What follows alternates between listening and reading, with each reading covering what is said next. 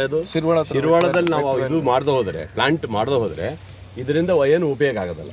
ಶಿರ್ವಾಳದಲ್ಲಿ ನಾವು ಪ್ಲಾಂಟ್ ಮಾಡಿ ಅದನ್ನು ಸ್ವಚ್ಛ ಇದು ಮಾಡುವಂಥ ವ್ಯವಸ್ಥೆ ಆಗಲೇಬೇಕು. ಅದಕ್ಕೋಸ್ಕರ 20 ಕೋಟಿ ಇಟ್ಟಿದ್ದು ಬಿಟ್ಟರೆ ಅದು ಬೇರೆ ಏನಿಲ್ಲ. ಅದು ಮಾಡದೆ ಹೋದರೆ ಏನಾಗುತ್ತೆ ಅಂದರೆ ಮತ್ತೆ ತ್ಯಾಜ್ಯ ನೀರು ಎಲ್ಲೂ ಹೋಗಲ್ಲ, ಅಲ್ಲೇ ಉಳಿದು ಬಿಡುತ್ತೆ.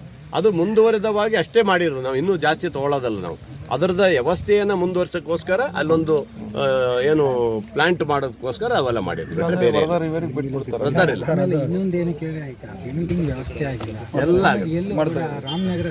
ಅಲ್ಲ, ನೀವು ಒಂದು ತಿಳ್ಕೊಬೇಕು ಹೆಗ್ಡೆವ್ರೆ, ಯಾವುದು ಮಳೆಗಾಲದಲ್ಲಿ ನಾವು ಮಾಡೋಕ್ಕಾಗಲ್ಲ. ನಾನೇ ನಿಲ್ಲಿಸಿದ್ದೀನಿ ಕೆಲಸ. ಈ ಮಳೆಗಾಲದಲ್ಲಿ ನೋಡಿ, ನಾವು ಒಂದು ಪ್ಯಾಚ್ ಎಷ್ಟು ಸರಿ ಹಾಕಿದ್ದೀನಿ ನಾನು. ಪ್ಯಾಚು ಇದು 5ನೇ 6ನೇ ಸರಿ ಪ್ಯಾಚ್ ಹಾಕಿದ್ದೀನಿ, ಉಳಿಯಲ್ಲ, ಪೂರ್ತಿ ಹೋಗ್ತಾ ಇದೆ. ಅದಕ್ಕಾಗಿ ನಾವು ನಿಲ್ಲಿಸ್ಬಿಟ್ಟಿದ್ದೀವಿ. ಭೀಮನಕೋಣೆ ರಸ್ತೆದು 5.5 ಕೋಟಿ ರೂಪಾಯಿ ಕೊಟ್ಟಿರೋದು ಈಗಾಗಲೇ ಪೇಂಟ್ ಮಾಡ್ತಾ ಇದ್ದಾರೆ ಇದಕ್ಕೆ. ಆಮೇಲೆ ಲೈಟಿಂಗ್ ವ್ಯವಸ್ಥೆನೂ ಆಲ್ರೆಡಿ ನಾನು ನೋಡಿ ಆಗಿದೆ, ಪ್ಲಾನ್ ನೋಡಿದ್ದೀನಿ. ಲೈಟು ಆಗುತ್ತೆ, ರೀಟಾರು ಅದು ಎಲ್ಲೆಲ್ಲ ಮಾಡಿಲ್ಲ ಅದನ್ನು ಮಾಡಿ ಕಂಪ್ಲೀಟ್ ಮಾಡ್ತಾರೆ. ನಮ್ಮ ಮೇಯ್ನ್ ರೋಡಿಗೆ ಕ್ಲೀನಾಗಿ ತಂದು ಇಡ್ತಾರೆ, ಅವರು ಲೆಟ್ಟ ಮಾಡಿಕೊಡ್ತಾರೆ, ಅದೆಲ್ಲ ಅವರೇ ಮಾಡ್ತಾರೆ. ನಾವು ಕೆಳದಿದ್ದು ಅಷ್ಟೇ, ಕೆಳದಿದ್ದು ಅರ್ಧ ಮಾಡಿದ್ದೀವಿ. ಯಾಕಂದರೆ ಮಳೆ ಬಂದುಬಿಡ್ತು ಈ ಸರಿ. 3 ತಿಂಗಳು ಕಂಟಿನ್ಯೂ ಮಳೆ ಆಗಿದ್ದರಿಂದ ನಾವು ನಿಲ್ಲಿಸಿದ್ದೀವಿ. ಮುಂದೆ ಅದಷ್ಟು ಆಗುತ್ತೆ. 5.5 ಕೋಟಿ ರೂಪಾಯಿ ಕೊಟ್ಟಿದ್ದೀವಿ.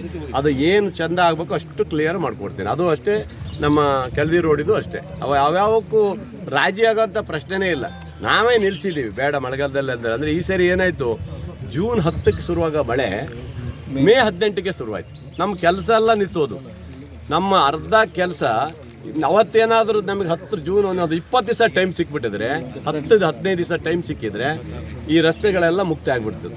ಮಳೆ ಬಂದ ತಕ್ಷಣ ನಾವು ನಿಲ್ಲಿಸ್ಬಿಟ್ಟಿವಿ, ಬೇಡ ಇದು ಮಾಡೋಕ್ಕೆ ಹೋಗಬೇಡಿ ಅಂತ. ಯಾಕಂದರೆ ನಮ್ಮಲ್ಲಿ ಮಳೆಗಾಲದಲ್ಲಿ ಮಾಡಿದರೆ ಹೋಗ್ಬಿಡುತ್ತೆ.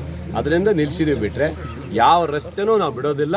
ಹೈ ಕ್ವಾಲಿಟಿ ರಸ್ತೆ ಮಾಡಿಕೊಡೋ ಜವಾಬ್ದಾರಿ ನಂದು ಸರ್. UGDಗೆ ಮಾತ್ರ ಬರುತ್ತೆ. ಅದಕ್ಕೆಲ್ಲರೂ ಮೀಟ್ರ್ ಹಾಕೋಬೇಕು. 24x7 ಬಂದಾಗ ಯಾವುದೇ ಇದು ಇಲ್ಲ, ಪ್ರತಿ ಮನೆಗೂ ಇದು ಬರಬೇಕು. ಏನು ಮೀಟ್ರ್ ಬಂದೇ ಬರುತ್ತೆ. 24x7 ನೀರು ಕೊಡ್ಬೇಕಾದ್ರೆ ಮೀಟ್ರ್ ಹಾಕ್ತಾ ನಾವು ಕೊಡೋಕ್ಕಾಗೋದಿಲ್ಲ. ಅದೆಲ್ಲ ಸರ್ UGD ಮನೆ ಕಲೆಕ್ಷನ್ ಕೊಡಬೇಕು. ಎಕ್ಸ್ಟ್ರಾ ಹಣ ಅವತ್ತೇನೋ ಬಿಡುಗಡೆ ಆಗಿತ್ತು, 20 ಕೋಟಿ. ಅದೇ ಸರ್, ಅದರಲ್ಲೇ ಬಿಡುಗಡೆ ಆಗಿತ್ತಲ್ಲ ಸರ್, 20 ಕೋಟಿ ಆಗಿದೆ. ಅದು ಮನೆ ಕಲೆಕ್ಷನ್ಗೋಸ್ಕರನೇ ಆಗಿತ್ತು. ಎರಡೂ ಮಾಡ್ತೀವಿ. ಎರಡು ಮೂಲಭೂತ ಸೌಕರ್ಯಗಳ ಕೊರತೆ ಬಗ್ಗೆ ನಾವು ಚರ್ಚೆ ಮಾಡ್ತಾ ಇರ್ತೀವಿ. CDC ಮೀಟಿಂಗನ್ನು ಮಾಡ್ತಾ ಇರ್ತೀವಿ. ಈ ಸರಿ ಇಲ್ಲಿ ಮಾಡಿದ್ದೀನಿ.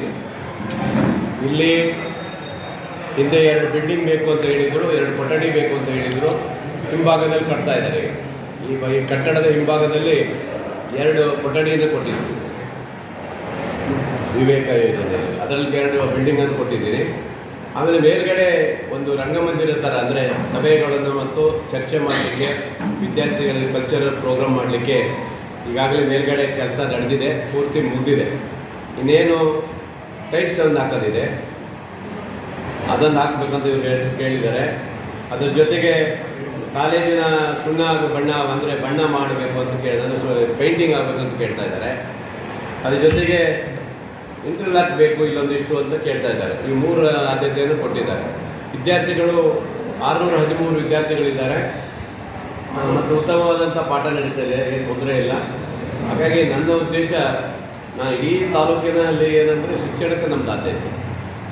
ಯಾವ ಶಿಕ್ಷಣಕ್ಕಾಗಿ ಎಲ್ಲೆಲ್ಲಿ ಕೊರತೆ ಇತ್ತು, ಎಲ್ಲ ಕಾಲೇಜಿನಲ್ಲಿ ಯಾವುದೇ ಕೊರತೆ ಇಲ್ಲದ ರೀತಿಯಲ್ಲಿ ಈ ತಾಲೂಕಿನಲ್ಲಿ ಮಾಡಿಕೊಟ್ಟಿದ್ದೀವಿ.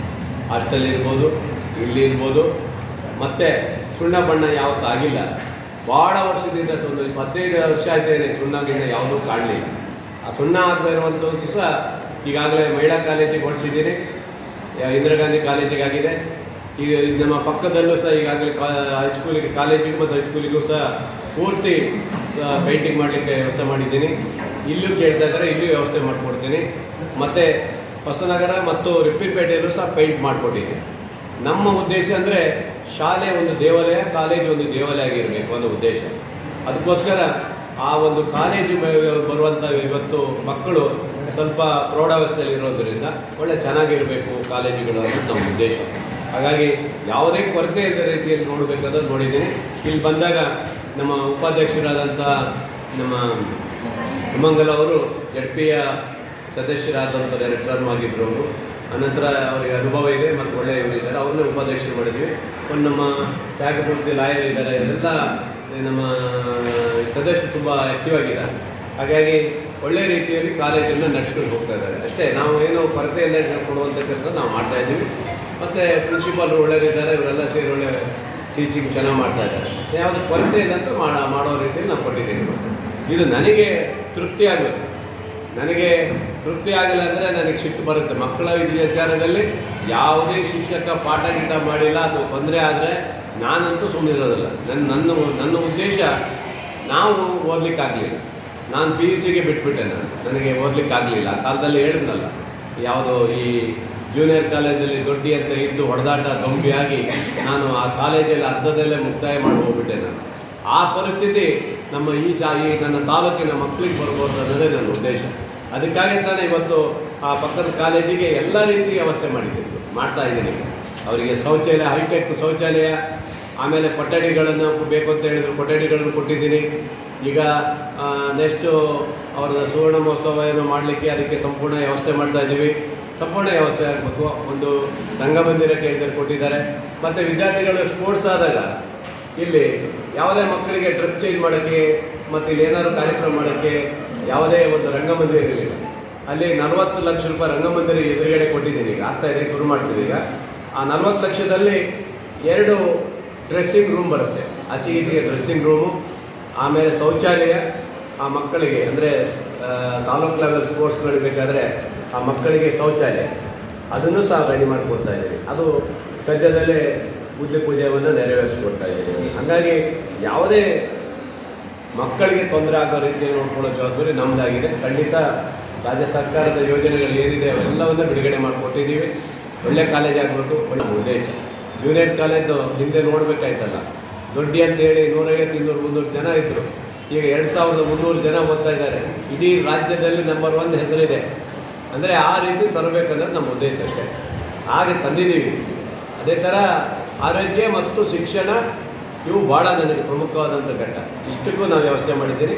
ಸಾಗರದ ಹಾಸ್ಪಿಟಲ್ಗಳು ಸಹ ನಿಮ್ಗೆ ಗೊತ್ತಿದೆ, ಯಾವ ರೀತಿ ಮಟ್ಟದಲ್ಲಿ ಇಟ್ಟಿದ್ದೀವಿ ಅನ್ನೋದು ನಿಮಗೆಲ್ಲ ಗೊತ್ತಿದೆ.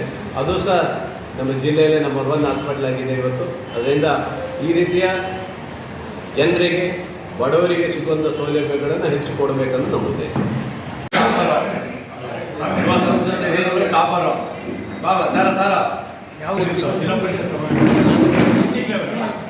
ಫಸ್ಟ್ ಬಂದು ಪ್ರಧಾನಮಂತ್ರಿ